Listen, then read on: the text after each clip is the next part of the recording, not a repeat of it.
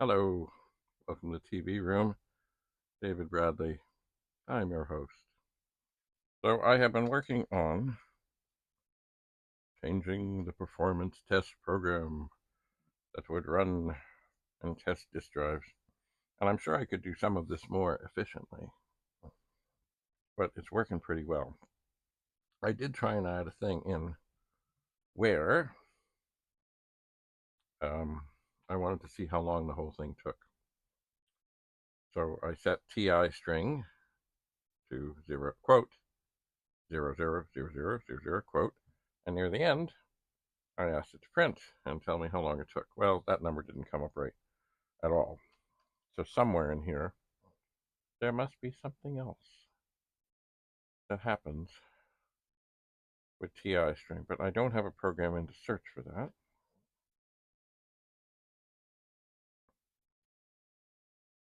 But there must be something.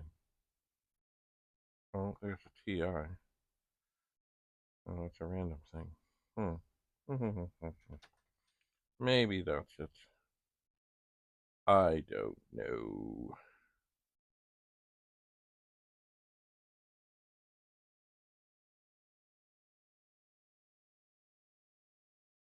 Oh, wait a sec. There's something. TI string equals TM string. What is TM string?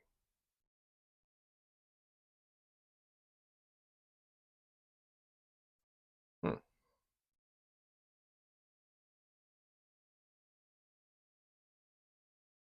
There's a little subroutine.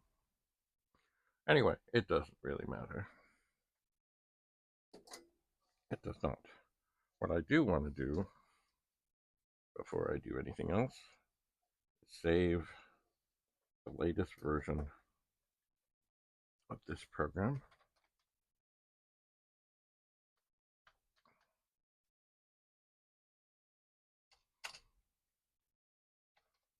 Oop, I think this will work. I'm calling this performance fill.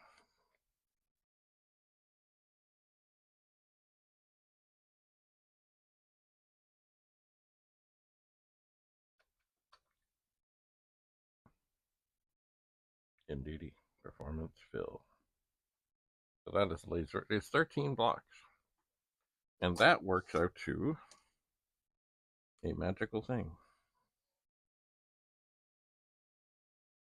If I do, I have a cartridge in here called Bradley's Basic, provided to me by Matthew Desmond. And with 13 blocks, it fills the disk except for one block. One block. So it's lovely. Lovely, lovely, lovely it is. So I'm going to run this one more time. Now that I have it saved.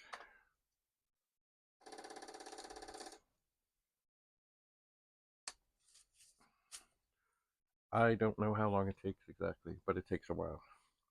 So back to other things. This is a 1541 I'm testing. This is a Commodore 64 I'm testing. This is another Commodore 64 that I will be testing. I need to find my harnesses. It was a good thing about the world of Commodore, and then I got all tidied and sorted and figured and stuff and took stuff there. Didn't have any room to actually do anything. But it's taken me a while to get things sort of back together. Well, partly because I saw an ad, and it was close to where my brother lives, a place called Seabright. And anyway, they were selling off some stuff. We came to an agreement. My brother picked it up, and I had no idea what I was getting into because I'm still going through things from Seabright. I am still, there's 3 monitors and maybe 2 other disk drives to test from there. And then, of course, in my continuing efforts not to get anything else, well, sometimes things don't go well. So that's how I ended up with these 2. Oh, and they're beautiful. And there was also other stuff as well as, I think, 3 1541s. And do I need more 1541s? No. Like right in front of me here, I've got a whole stack. It's pretty much as high as it could probably get before it hits the bottom of the table. I've got two of them here, and there's bunches around. Anyway, I think my plan will be to, because you know what, 1541s are not worth a whole bunch, but um, but parts are good.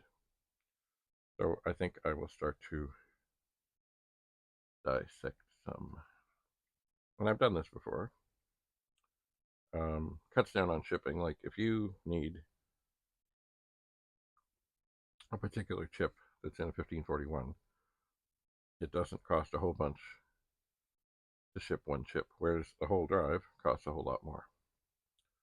So anyway, I figure I will start to go through and dissect and sell individual parts, kind of like what they do at a car scrap place, and that you come with your whatever, and you get either the weight or whatever, and then of course, they eventually will crush it and scrap it and stuff. But most of them, the smart ones anyway, will then go through and see what's what, and save things that are worth saving, because there's always somebody out there with a dented door or a dented hood, or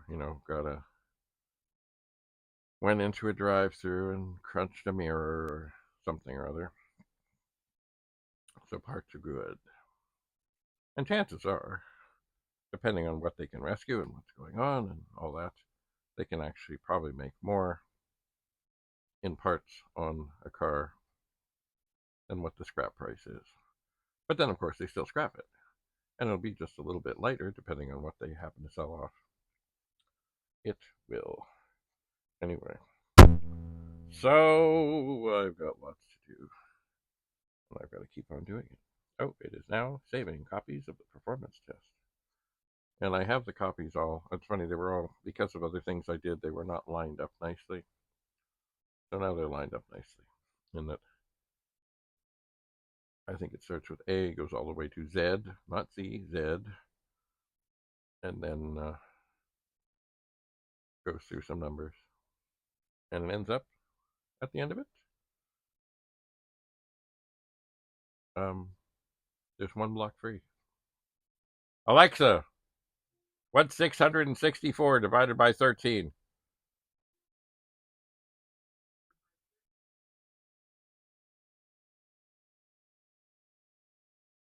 That makes sense. So I guess I didn't count.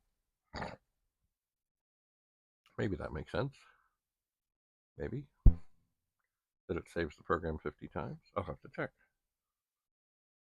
I will have to check. I will indeed. Anyway, it is doing. Now, this takes longer. It also doesn't leave the disk blank. It does not.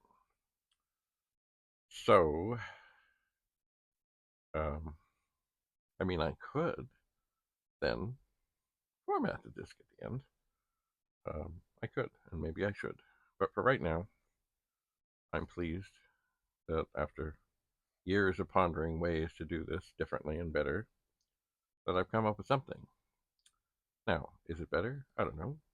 I mean, the whole thing is you want to torment, torture, and test the disk drive. And the other thing I guess this does is, and maybe I'll try this with a disk of dubious origin that I need to format. Maybe I'll try and format one. Or not format, run it through this and see, if it works. And that may potentially get rid of bad spots. Or, say that, no, this disk is really, it won't. And then I know it's a donor for a sleeve. Anyway, we'll see. So this is going to keep working. And maybe I'll grab a disk of dubious origins and see what's what. But I still have more things to grab to test. And so I will. Anyway, thanks for coming. Have a lovely day. Bye for now.